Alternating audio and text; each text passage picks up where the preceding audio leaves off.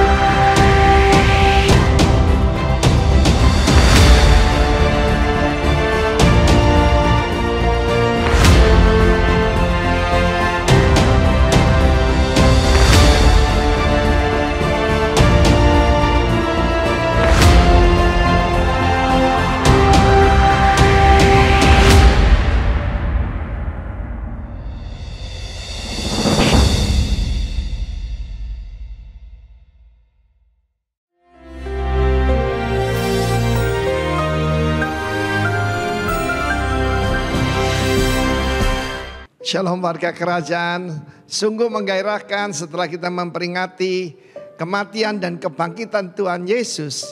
Dan sebelum dia naik ke sorga, yang akan kita rayakan nanti tanggal 13 bulan Mei.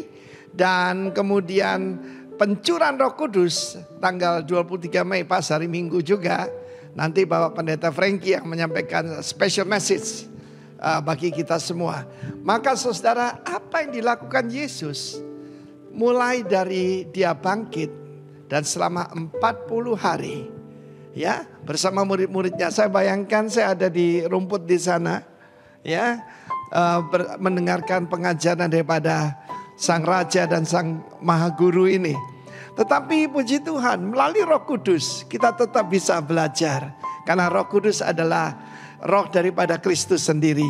Nah saudara, apa yang dilakukan oleh dia? Injil Lukas disambung dengan Kisah Para Rasul pasal pertama menjelaskan bahwa apa yang dia lakukan adalah dia menampakkan diri berulang-ulang kepada murid-muridnya.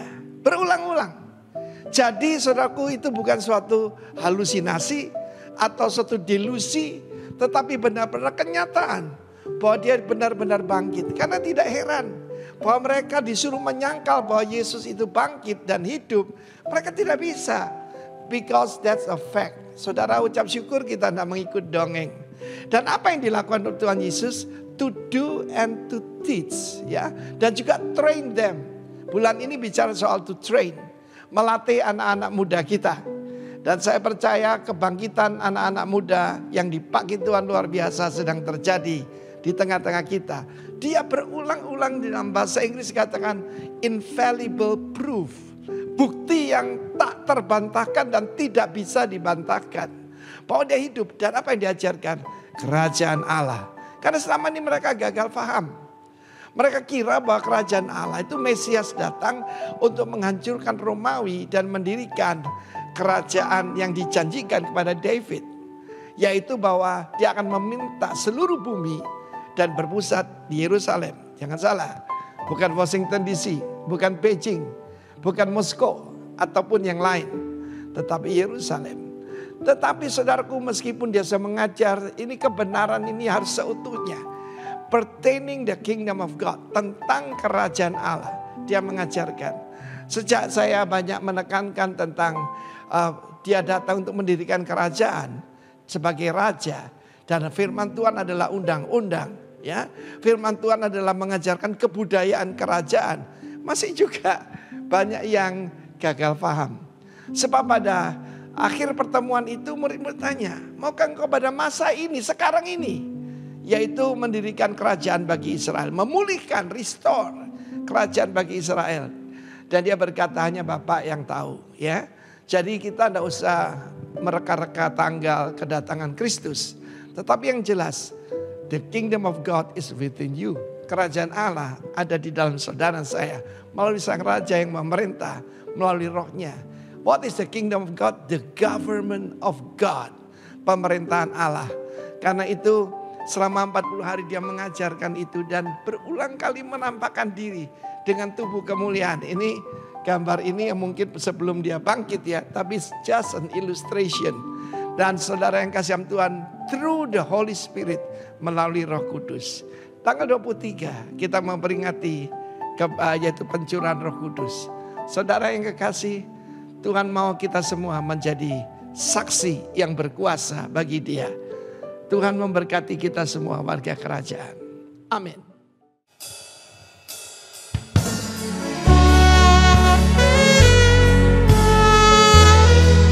Kami datang kepadamu pada siang hari ini, Tuhan. Menaikkan pujian sembah kami hanya kepadamu.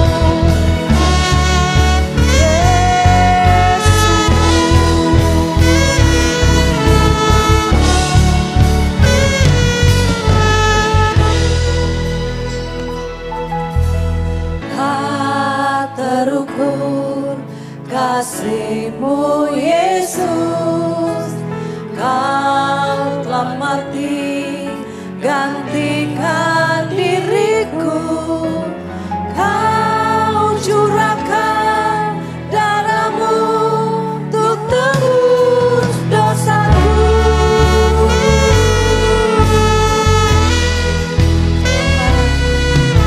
Terima kasih Yesus.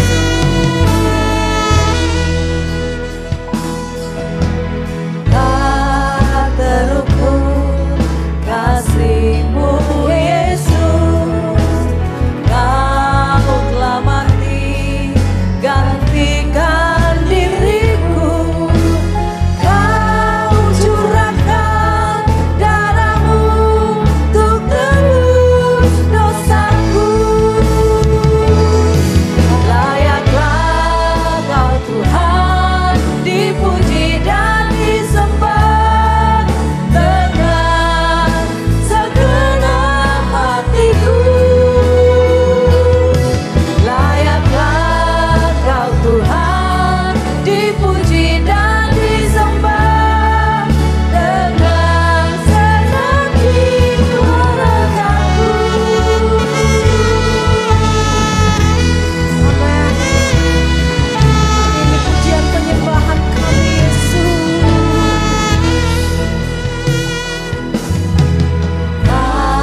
Terukur kasih-Mu Yesus, Kau telah mati gantikan diriku, Kau curahkan darah-Mu untuk tebus dosaku.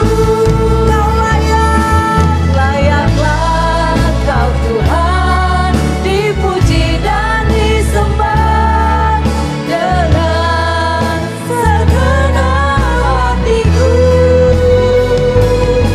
Layaklah Kau Tuhan dipuji dan disembah dengan segenap jiwa ragaku. Layaklah Kau Tuhan dipuji dan disembah dengan segenap hatiku. Layaklah Kau Tuhan dipuji dan disembah dengan segenap jiwa ragaku. Amin. Hanya Kau yang layak kami puji, hanya Kau yang layak kami sembah. Yesus, haleluya. Layaklah Kau Tuhan dipuji dan disembah dengan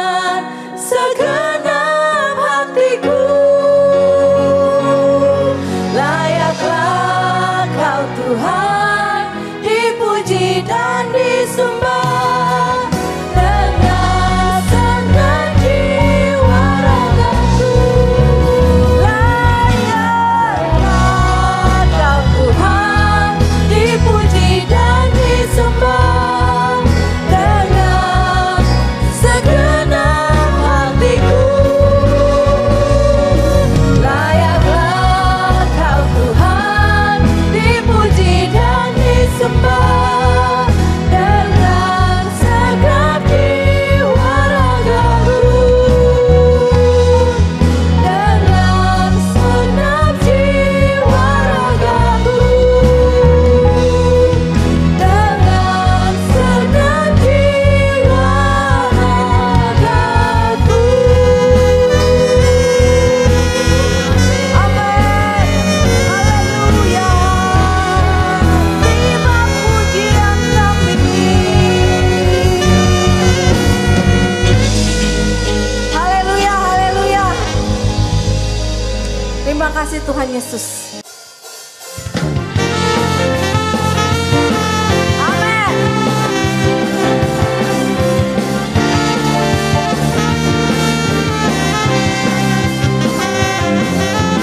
Bangkit, serukan nama Yesus. Maju, nyatakan kuasa-Nya. Kita buat iblis kau bentangkan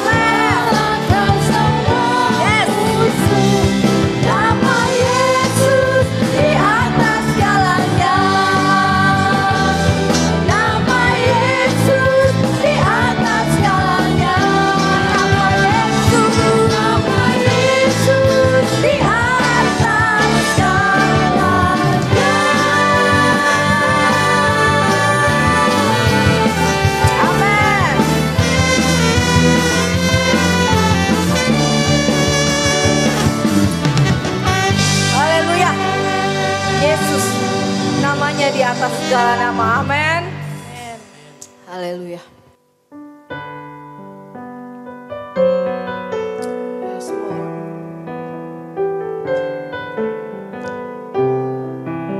Terima kasih Tuhan Yesus.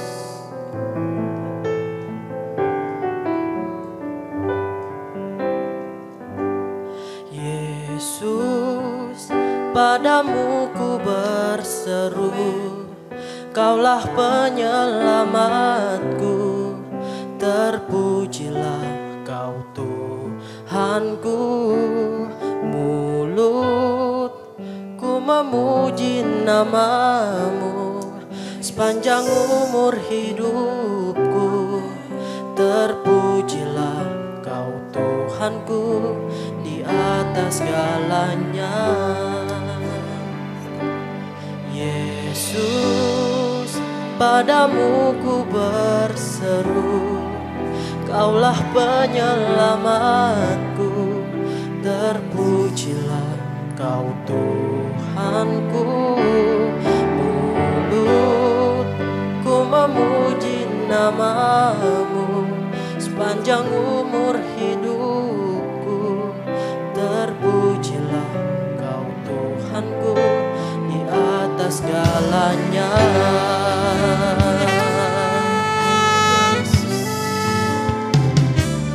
Kau Tuhan, penolong dalam hidupku, ku percaya hanya kepadamu. Kau pegang tanganku dan tuntun langkahku. Yesus, Kau perlindunganku.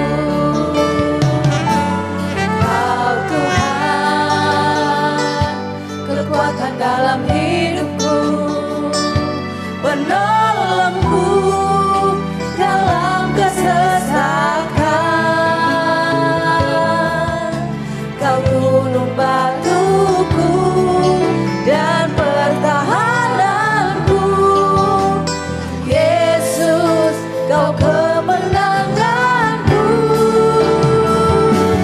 Yesus, padamu ku berseru, Kaulah penyelamatku, terpujilah Kau Tuhanku. Mulutku memuji namamu sepanjang umur hidupku, terpujilah Kau Tuhanku di atas segalanya. Nyanyikan pujian ini dengan iman. Kau Tuhan, penolong dalam hidupku, ku percaya hanya kepadamu. Amin. Kau gunung tanganku dan tuntun langkahku. Yesus, Kau perlindunganku. Kau Tuhan, kekuatan dalam hidupku, penolongku dalam kesesakan. Kau gunung batu kami Tuhan,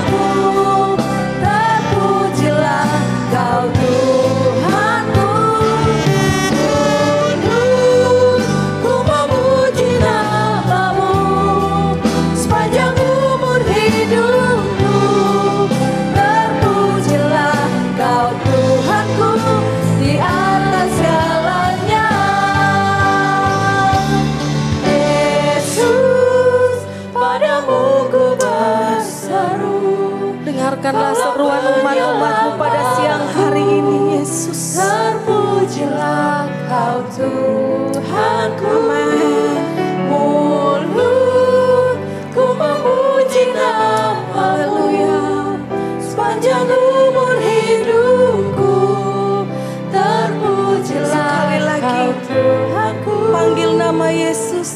Yesus, padamu ku berseru, Kaulah penyelamat. Apa yang menjadi doa-doa kita pada siang hari? Terpujilah Kau Tuhan. Serukan namanya. Mulutku memuji namamu sepanjang umur hidupku.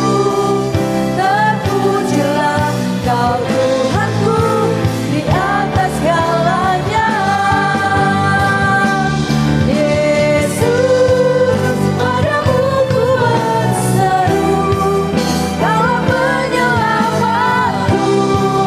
Terpujilah Kau Tuhanku. Mulutku memuji namamu sepanjang umur hidupku. Terpujilah Kau Tuhanku di atas segalanya.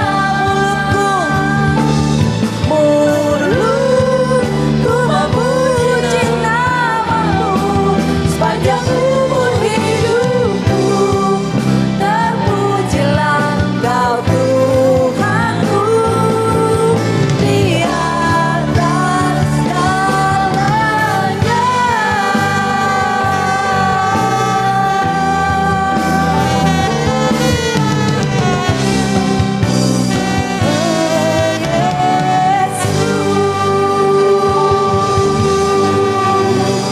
Haleluya.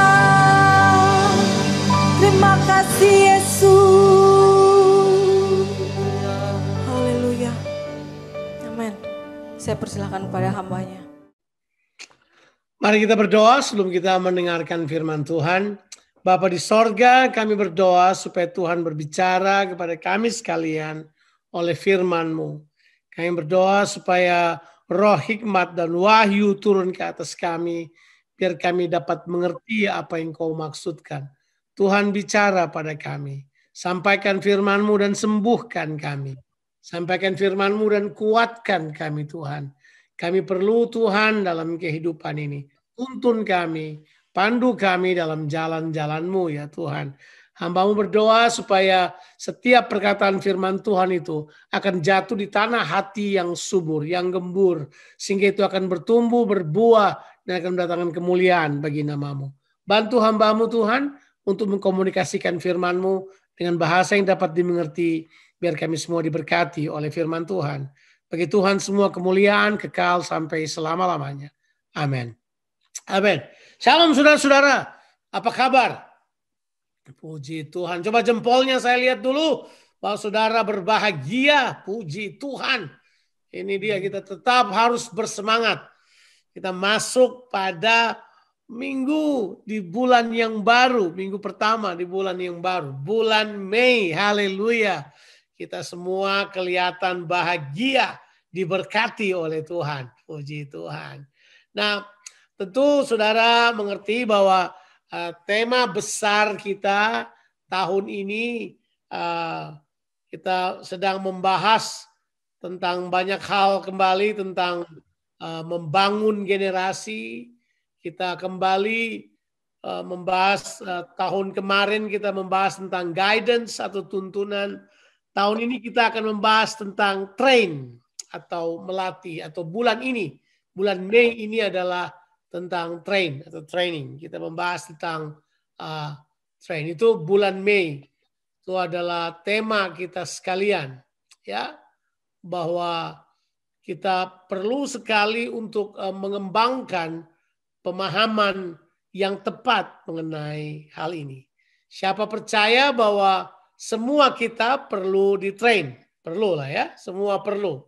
Kita tahu itu bahwa kata train itu adalah sebuah proses pengembangan atau pembentukan pola pikir, kemudian kebiasaan serta tingkah laku lewat disiplin dan lewat instruksi firman Tuhan. Saya ulangi lagi. Kalau sudah dengar kata train atau melatih, dilatih, berlatih, itu berhubungan dengan sebuah proses perkembangan, proses pengembangan dan juga proses itu tuh, proses pertumbuhan di mana kita kemudian dilatih lewat cara berpikir kita, kebiasaan kita dan tingkah laku kita lewat disiplin-disiplin serta instruksi-instruksi firman Tuhan. Jadi karena ini adalah sebuah proses pengembangan, maka saudara perlu mengambil ini menjadi sebuah hal pribadi. So personalize it buat saudara. Ada banyak orang mereka tidak berpikir untuk dilatih, padahal latihan itu penting. Bahkan Yesus di dalam prosesnya dalam memuridkan itu, kalau saudara perhatikan ya, itu dia melakukannya lebih dari 60% lebih banyak pada pelatihan. Bukan cuma ngajar teori, lebih banyak pada pelatihan. Misalnya dia mengajar orang di tengah-tengah sebuah peristiwa. Kalau saudara pelajari Injil Markus, itu banyak sekali pelajaran yang Yesus bawa. Dan terbanyak pelajaran itu adalah pelajaran bukan hanya untuk orang mengerti, tapi untuk orang mengalami perubahan pola pikir sampai mereka memiliki world view atau memiliki sudut pandang, memiliki pola pikir, thinking pattern seperti yang Tuhan kehendaki. Tuhan mau itu. Ada banyak orang berpikir ikut Tuhan cuma mau diberkati aja, mau lihat mujizat aja, mau begini. Itu semua baik. Itu ada tempatnya. Tapi kalau belajar bagaimana Yesus dengan murid-muridnya, berkali-kali kan Yesus berkata gini, kok kamu kurang paham? Kok kamu kurang paham? Bagaimana caranya aku harus membuat kamu paham? Berapa lama lagi aku harus ada bersama-sama dengan kamu? Nah, itu kata berulang kali Yesus katakan kepada murid-muridnya, karena purpose daripada pemuridannya adalah melatih mereka supaya mereka berkembang dan kemudian mereka dibentuk di dalam pola pikir, kebiasaan dan perilaku mereka lewat apa? Lewat disiplin-disiplin yang mereka harus ambil. Itulah sebabnya mereka disebut disciple, murid. Kata dasar daripada disciple adalah disiplin. Orang memang harus disiplin. Ini prinsip yang kita harus tahu bahwa nobody live above discipline. Tidak ada orang yang hidup di atas disiplin. Saya tidak ada di atas disiplin. Artinya begini, kalau saya tidak mendisiplin diri saya dan hidup tidak disiplin, orang lain akan disiplin saya. Itu pasti. Coba saudara hidup enggak disiplin. Polisi bakal disiplin saudara. Polsek akan disiplin saudara. Kalau naik lebih jauh ya hakim akan disiplin saudara. Penjara akan disiplin saudara. Oh, bisa jadi karena pola hidup yang keliru. Mungkin sudah terbaring di rumah sakit sebagai bagian daripada disiplin. Karena nobody live above discipline. Setiap kita perlu didisiplin.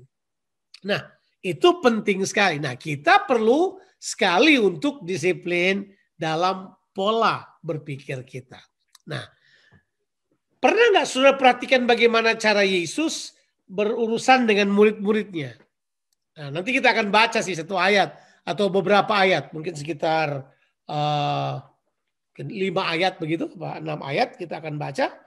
Itu jelas bahwa di ayat-ayat tersebut Yesus menunjukkan sebuah kontras pemikiran antara pandangan dunia dan pandangan firman Allah. Karena beda, saudara. Kalau kita tidak mengalami perubahan di pemikiran kita, nah ini dia bahayanya. Saudara bisa jadi orang Kristen.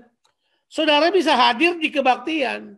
Saudara bisa saja menyembah sampai miring-miring, bisa. Saudara bisa nangis di kebaktian, bisa maju di depan, bisa buat semua ritual.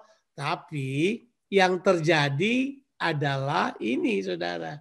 Saudara akan hanya ada sebagai agama. Waktu tantangan datang, waktu masalah datang, kelihatan pada keputusan-keputusan saudara. Pilihan saudara biasanya hampir sama dengan pilihan orang dunia. Dan saudara berkata, itu kan berhikmat. Semua orang juga buat kayak begitu. Akhirnya keputusan kita, pilihan kita sama aja sama orang dunia. Apa istimewanya kalau begitu? Padahal Tuhan mau kita berpikir, kemudian memutuskan perkara-perkara seperti yang Tuhan inginkan. Masih ingat Kolose pasal 3 ayat 1 dan 2? Kata Kolose pasal 3 ayat 1 dan 2 berbunyi begini.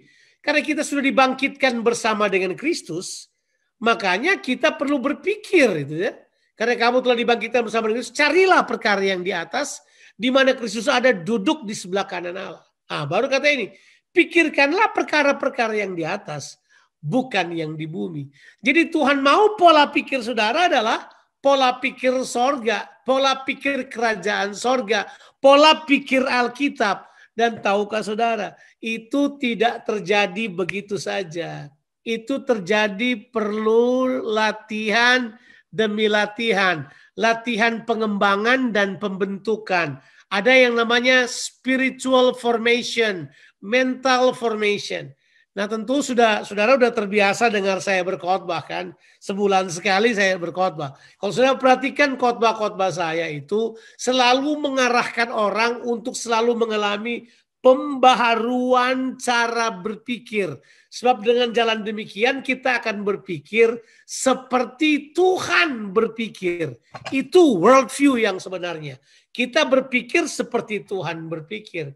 Sampai Paulus berkatakan di Filipi pasal 2 ayatnya yang kelima. Jadi hendaklah itu kamu mengenakan pikiran dan perasaan Kristus. Itu tertanam di itu. Hendaklah kamu dalam hidup bersama memikirkan apa? Menaruh pikiran dan perasaan yang terdapat juga dalam Kristus Yesus. Nah, jadi itu punya pengertian Tuhan mau kita, sekali lagi, kata yang saya pilih hati-hati sekali. Kita kemudian berkembang dan terbentuk dalam pola pikir Kristus. Sampai di sini kita oke? Oke, sekarang kita masuk kepada pembacaan kita. Markus pasalnya yang ke-12. Kitab Markus pasalnya yang ke-12. Kita mau baca ayatnya yang ke-41. Markus pasalnya yang ke-12. Ayatnya yang ke-41. Oke, ini adalah pengajaran terakhir Yesus di Bait Suci di Yerusalem. Setelah itu dari pasal 13 seterusnya dia mengajar di Bukit Zaitun yang dikenal dengan Olivet Discourse itu. Tapi ini terakhir di Bait Suci. Ini terakhir di Bait Suci dia dengan murid-muridnya. Dia kemudian mengajarkan hal ini. Ya, saya bacakan buat kita sekalian ya. Markus pasalnya yang ke-12 ayatnya yang ke-41. Alkitab berkata demikian. Pada suatu kali Yesus duduk menghadapi peti persembahan. Haleluya. Jadi Yesus duduk menghadapi peti persembahan. Bisa-bisanya intensional banget loh. Yesus duduk menghadapi peti persembahan. Bapak-bapak nggak usah khawatir. Saudara kenal saya. Saya nggak khotbah minta-minta uang kok. Nggak usah khawatir. Saya nggak berkhotbah itu. Tapi saya mau mengajarkan pola pikir. Saya tidak mengajarkan soal apapun. Saya mengajarkan pola pikir ya. Yesus duduk di depan peti persembahan. Kalau saudara pelajari, nanti saudara baca-baca tafsiran atau apa, di buku banyak buku tentang tafsiran Injil Markus, ini peti persembahan ini di Bait Suci di Yerusalem itu ada 13 peti. Jadi banyak tempat persembahan, Pak. 13 peti. Dan petinya itu kayak trompet. Artinya gini, kalau saudara masukkan uang saudara, kedengaran bunyinya, saudara beri banyak atau beri sedikit. Jadi ya, dia kayak trompet. Jadi karena dia kan zaman dahulu orang isi koin kan. Kalau saudara isi koin dan bunyinya pring, wah orang kaya nih, wah dipuji-puji langsung. Tapi kalau saudara isi sedikit bunyi begitu, ya nggak kedengeran, nggak tahu ada yang isi. Jadi begitu. Tapi yuk kita lihat yuk. Kita perhatikan apa yang menjadi objektivitas Yesus. Pada suatu kali Yesus duduk menghadapi peti persembahan dan memperhatikan bagaimana. Bilang dulu, memperhatikan bagaimana. Bukan memperhatikan berapa. Ya, perhatikan. Jadi Yesus memperhatikan bagaimana. Bukan memperhatikan berapa. Tolong diperhatikan. Persembahan yang sudah beri bukan soal berapa. Tapi bagaimana. Nah, coba kita lihat. Kita baca lanjut. Bagaimana orang banyak memasukkan uang ke dalam peti itu?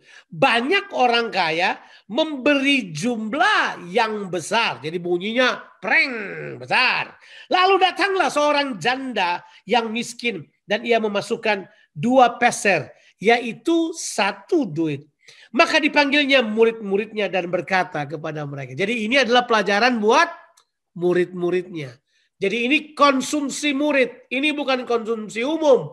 Ini konsumsi murid. So this is about changing paradigm, cara berpikir. Dan berkata kepada mereka.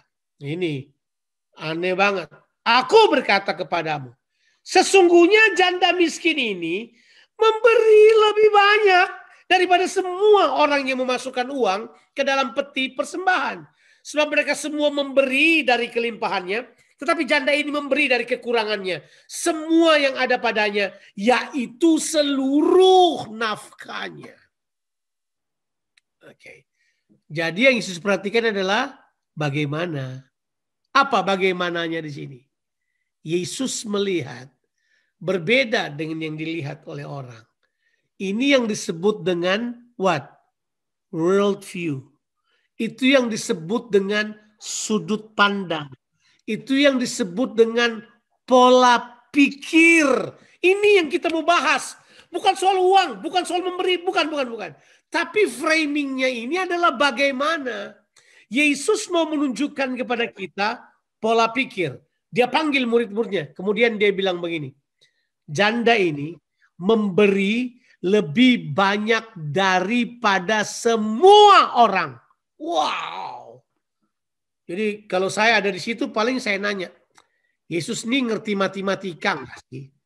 Yesus tahu nggak bedanya antara duit yang lebih banyak dan duit yang lebih kecil? Jangan-jangan kalau Yesus lihat duit, dia nggak bisa bedakan warna merah sama warna ungu. Udah susah dia bedakan kali. Antara 100.000 dan 10.000 dia susah bedakan kali. Kita pikir begitu kan. Tapi karena memang bukan itu yang menjadi objektivitas Yesus. The subject is not money. The subject is attitude.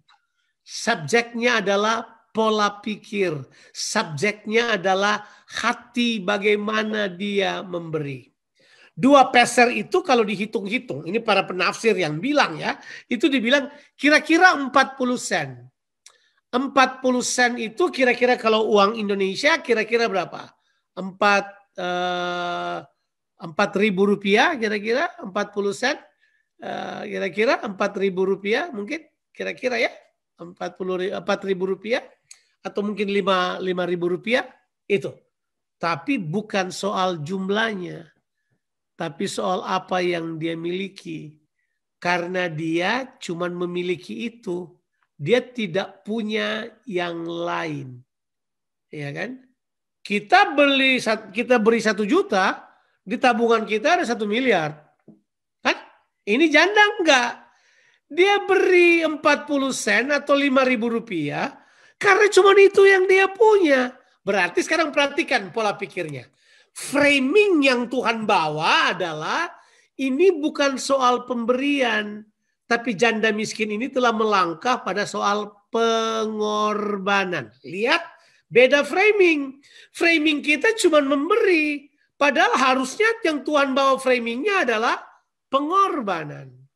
Ini yang penting yang kita harus baca. Ini yang kita perlu lihat. Ini yang harus menjadi pola pikir kita. Ini yang kita perlu develop. Ini yang kurang kita miliki. Kita punya pola pikir adalah, dia beri banyak, berarti dia orang hebat. Bukan. Ini isu adalah isu pengorbanan. Yesus tidak mengajarkan pemberian. Rabi-rabi Yahudi mengajar pemberian lebih jago daripada Yesus.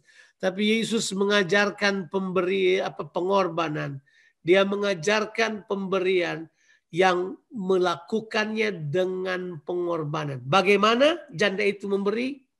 Janda itu memberi dengan pengorbanan. Bagaimana orang banyak dan orang kaya memberi? Mereka memberi dari kelimpahannya.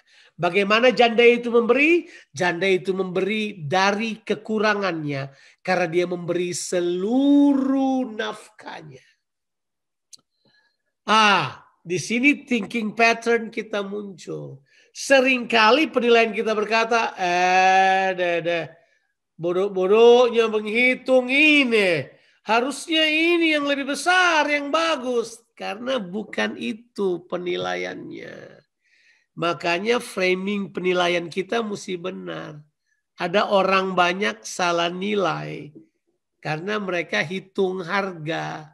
Beda harga, beda nilai. Beda. Nilai akan menetap. Harga bisa berubah-ubah. Iya kan? Itu jelas. Harga tergantung dipasang tag kok. What is your price? It's a tag thing. Sesuatu yang dilengketkan kepada saudara. Tapi kalau nilai muncul dari dalam. Kan begitu. Oh kadang-kadang ini nggak ada harganya. Kenapa? Karena udah nggak bisa dibeli lagi. Ya. Saya ingat ada seorang hamba Tuhan. Dia jalan liburan di New Zealand.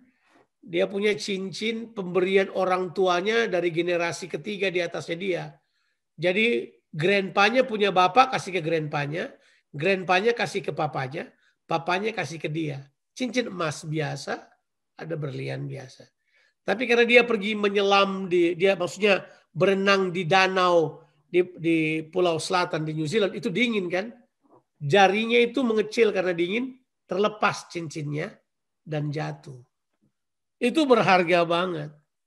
Jadi waktu dia naik ke atas air, dia telepon sama salah seorang mentor saya dulu namanya Frank Houston. Bapaknya Brian Houston ya. Hillsong itu. Bapaknya dia itu Frank Houston, mentor saya. Nah Frank Houston tuh telepon dia. Waktu dia angkat telepon dia tanya, how are you? Kan dia mau kunjungin Frank Houston pada waktu itu di Lower Hutt. Jadi waktu dia telepon, dia bilang gini, saya lagi kurang happy. Kenapa? Karena cincin saya jatuh. Frank Houston bertanya begini, harganya berapa sih cincinmu? Bisa beli baru kan? Terus dia bilang begini, itu nggak ada harganya. Kaget. Kok nggak ada harganya? Kenapa kamu sedih? Karena dia nggak bisa dihargai dengan uang lagi. Nggak bisa dihargai dengan uang karena dia udah punya nilai yang begitu penting dalam generasi turun-temurun dan buat dia penting sekali. Tiba-tiba Frank Houston dapat pewahyuan dari sorga. Frank Houston langsung berkata begini buat dia. Oke sudah, kamu jalan aja. Waktu pulang Frank Houston bilang gini, nanti kamu pulang, lewatin lagi danau itu, kamu masuk ke dalam danau itu, kamu nanti jalan berapa langkah lihat ke bawah, cincinmu ada di situ. Tahu nggak? Orang itu buat persis apa yang Frank bilang dalam perjalanan pulang. Dia singgah ke danau itu, dia jalan lagi, dia masuk, dia temukan cincinnya seperti yang dibilang orang itu. Makanya orang ini berkata Frank Houston itu seperti nabi.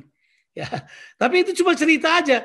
Saya cuma mau bilang begini, ada hal-hal dalam kehidupan kita yang tidak bisa diukur oleh uang.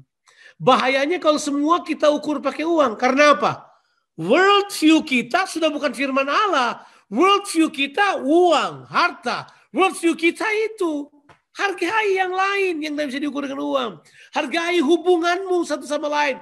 Itu tidak bisa diukur pakai uang. Hargai pemimpin-pemimpin yang memayungi kamu dengan tuntunan, dengan disiplin, dengan teladan. Hargai mereka. Karena mereka buat itu untuk kepentingan kamu dan kepentingan kerajaan Allah. Hargai hal tersebut. Bahasa Inggris saya tidak minta saudara hargai saya ya. Saya minta saudara hargai gembala-gembala saudara. Di satelit saudara apa di mana. Itu penting sekali karena itu tidak bisa diukur dengan uang. It's beyond money. It's beyond richness of the world. Sesuatu yang beyond. Hargai penebusan. Hargai ibadahmu. Itu lebih dari uang. Hargai covenantmu. Hargai komitmenmu. Itu apa itu? Paradigm. Sistem nilai yang saudara bangun di cara berpikir saudara. Makanya penyembahan berhala bukan soal bangun patung-patung, bukan. Penyembahan berhala itu sistem nilai yang kau bangun di pikiranmu. Di mana dalam sistem nilai itu Yesus bukan yang utama. Tuhan bukan yang utama. Tapi ada yang lain yang lebih utama. Itu penyembahan berhala, Pak. Nah, di sini Yesus mengajarkan kepada murid-muridnya, hey guys, pola pikirnya begini. Kamu harus melihat bagaimana dalam kehidupan ini. Yuk, come to the level of berkorban. Masuk pada level sacrifice. Not only giving, level sacrifice. Makanya kita belajar kan. Saya dalam pemuritan saya selalu bilang, not equal giving, but equal sacrifice. Bukan memberi dalam jumlah yang sama, tapi berkorban yang sama. Ibu janda ini memberi cuma 2 peser, tapi Yesus bilang dia memberi lebih banyak dari semuanya karena nilai pengorbanannya. Seringkali penglihatan kita lebih kepada sama dengan penglihatan orang dunia. Akhirnya kita nggak berbeda dengan mereka. So, bagian yang terakhir saya mau kita baca dari Injil Lukas pasalnya yang ke-12. Ada lagi orang punya penilaian ini. Penilaian juga ya. Penilaian memang penting sekali. World view kita ini penting sekali. Cara kita menilai.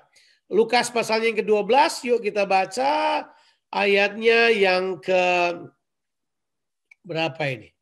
Kita akan membaca ayatnya yang ke, sudah baca ayat yang ke-12 sampai ayatnya yang ke, mungkin ayatnya yang ke-21 ya. Tapi gini ceritanya, saya ceritain aja buat saudara ceritanya. Ada orang datang kepada Yesus, kemudian dia bilang begini kepada Yesus, Tuhan, suruh dong saudara saya bagi warisan dengan saya. Ini soal kekayaan kan? Bagi dong warisan. Terus Yesus bilang gini, siapa yang telah bilang pada kamu dan mengangkat aku sebagai hakim antara kamu dan pengantara bagi kamu. Kemudian Yesus berbicara, berkata perkataan ini. Berjaga-jagalah dan waspadalah terhadap apa? Segala ketamakan. Bilang dulu ketamakan. Apa itu ketamakan? Ketamakan itu penyembahan berhala. Ketamakan artinya saudara mengejar harta dan uang lebih utama daripada yang lain. Terus kemudian dia berkata, sebab walaupun seorang berlimpah-limpah hartanya, hidupnya tidaklah, apa saudara? Tidaklah bergantung pada hartanya. Nah itu jelas. Sekalipun orang berlimpah hartanya, hidupnya tidaklah bergantung daripada kekayaan itu. Kemudian ia mengatakan sebuah cerita sebagai perumpamaan. Ada orang kaya yang berkata di tanahnya berlimpah-limpah hasilnya. Ia bertanya dalam hatinya. Bilang dulu, bertanya dalam hatinya. Apa ini? Lagi berpikir, lagi diskusi antara otaknya sama hatinya, lagi ngobrol dia di dalam. Ini kita sebut lagi kontemplasi, lagi merenung sendiri, lagi berpikir. Ini pola pikir nih. Dia bilang gini. Ia bertanya, apakah yang harus aku perbuat sebab aku tidak mempunyai tempat di mana aku dapat menyimpan hasil tanahku. Saking limpahnya, nggak ada tempat lagi. Lalu katanya, inilah yang akan kuperbuat. Dia membuat kesimpulan. Aku akan merombak lumbung-lumbungku dan aku akan memberikan yang lebih besar. Dan aku akan menyimpan di dalamnya segala gandum dan barang-barangku. Sesudah itu, aku akan berkata kepada jiwaku. Jiwaku, ada padamu banyak barang. Tertimbun untuk bertahun-tahun lamanya. Sampai keturunan ke-7 dan ke-8. Makanlah, beristirahatlah, minumlah, dan bersenang-senanglah. Apa namanya? Dia menaruh rasa amannya pada simpanannya. Salah lagi pola pikirnya. Pola pikir dia datang ayat 20. Tapi firman Allah kepadanya. Hai engkau orang bodoh. Pada malam ini juga. Jiwamu akan diambil daripadamu. Dan apa yang telah kau sediakan? Untuk siapakah itu nanti? Demikianlah jadinya dengan apa? Orang yang mengumpulkan harta bagi dirinya sendiri. Jikalau ia tidak apa? Kaya di hadapan Tuhan. Ini cerita apa ini? Paradigm. Ini ceritanya pola pikir. World view. Bagaimana kita memberi penilaian dalam kehidupan ini. Saya tidak bilang bahwa dengan demikian saudara tidak boleh kaya. Saya tidak bilang begitu. Tidak. Jadilah kaya. Tuhan menjadikan orang kaya. Jelas itu Alkitab bilang. Tuhan memberkati orang. Orang benar akan menjadi kaya. Itu dia bilang. Berkat Tuhan menjadikan kaya. Susah payah tidak menambahinya. Tapi begini. Hatimu jangan melekat ke situ. Pola pikirmu harus beyond money. Pola pikirmu harus beyond riches of the world. Pola pikirmu harus berkembang jauh. Itu pola pikir. Tahukah saudara? Yang begitu perlu dilatih. Amin. Itu nggak muncul sendiri, Pak. Saya sudah ketemu orang. Pergi ke gereja tapi kikir jalan terus. Pergi ke gereja saudaranya nggak makan dibiarin kelaparan. Pergi ke gereja orang yang perlu bantuan kita berkata, biar nanti dia bergantung pada kita. Biar dia bergantung pada Tuhan saja. Coba bayangkan. Where is the mindset? Nggak pernah dilatih.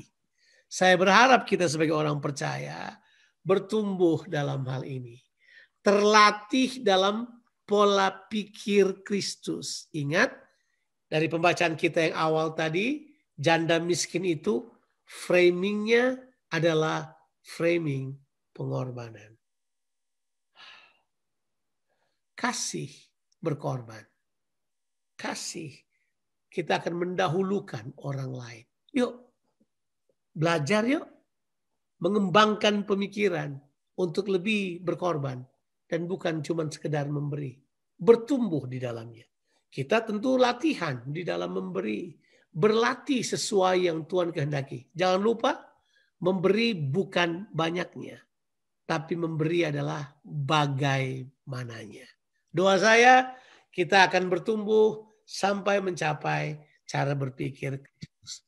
Tuhan memberkati kita sekalian. Amin. Mari saudara-saudara, kita akan akhiri pertemuan kita. Terimalah berkat Tuhan. Berbahagialah kamu, rukunlah kamu, bersukacitalah kamu. Hiduplah dalam perdamaian dengan semua orang. Terimalah berkat Tuhan. Tuhan memberkati engkau dan melindungi engkau. Tuhan menyinari engkau dengan wajahnya dan berikan kepadamu kasih karunia. Tuhan menghadapkan wajahnya kepadamu dan berikan engkau damai sejahtera, limpah rahmat. Supaya diberkatilah kehidupanmu, diberkatilah keluar masukmu, diberkatilah keluargamu dan orang-orang yang kau kasihi. Diberkatilah pekerjaanmu dan studimu. Kiranya apa saja yang dikerjakan tanganmu dilipat gandakan oleh Tuhan. Kiranya tangan-tanganmu ini menjadi tangan kesembuhan, tangan keberkatan, dan tangan pemulihan bagi semua orang yang kamu jumpai. Dan Tuhan menyertai engkau dan berdiam dalam kehidupanmu. Dalam nama Tuhan Yesus Kristus. Haleluya. Amin. Tuhan memberkati saudara-saudara sekalian. Happy Sunday. God bless you.